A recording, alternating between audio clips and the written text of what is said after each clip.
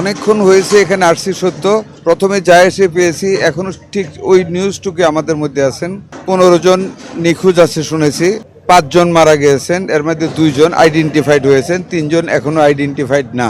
আর আহতদের মধ্যে 2 জন রোগী আমাদের মেডিকেলে গিয়েছিল, ওখান থেকে এখন বার্ন ইউনিটে চিকিৎসাধীন আছে। সকল ডাক্তাররা সেবা কার্যক্রম চালিয়ে যাচ্ছেন। মাননীয় প্রধানমন্ত্রী সকল দায়িত্ব নিয়েছেন। মৃত ব্যক্তিদের ক্ষতিপূরণের ব্যবস্থা করা হচ্ছে, প্রতিজনকে 2 লক্ষ টাকা করে। আমি এখানে আসি দেখার জন্য আরো কিছু মৃতদেহ বের হয় কিনা স্তূপের ভিতর থেকে ওয়েট করতেছে, বা ফার্দার যেন কোনো গ্যাস লিকেজ যদি থাকে, আগুন যাতে ছড়িয়ে ছিটে আশেপাশে বাড়ি ঘরে না যায়, ওইটাকে নিশ্চিত করার জন্য দেখার জন্য আমি আছি। আমাদের নেত্রী নিপুণ রায় আছেন, আমরা দেখভাল করতেছি। আরো যদি রোগী ওখানে আহত যারা হয়েছে, কিছু সংখ্যক রোগী প্রাইমারি চিকিৎসার পরে নিজ নিজ বাড়িতে চলে গেছেন। আমরা জনগণকে এখানে বলেছি রোগীদের খোঁজ পেলে যদি সমস্যা হয় মেডিকেল হসপিটালে নিয়ে যেতে আমরা সেখানে আমাদের ডাক্তাররা প্রস্তুত আছে। সার্বিক ভালোভাবে দেখভাল করার জন্য আমরা প্রস্তুত আছি। মত অবশ্যই যারা করেছে তাদের গাফিলতি আছে, এটাই নতুন না।